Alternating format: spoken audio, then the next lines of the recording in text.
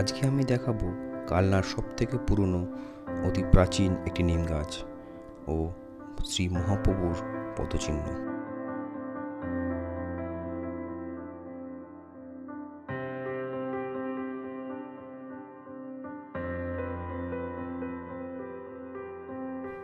এই নিম গাছটির বয়স 500 বছরেরও পুরনো এবং এটি এতই মোটা যে 3-4 জন মানুষ মিলেও এটি ধরতে পারবে না।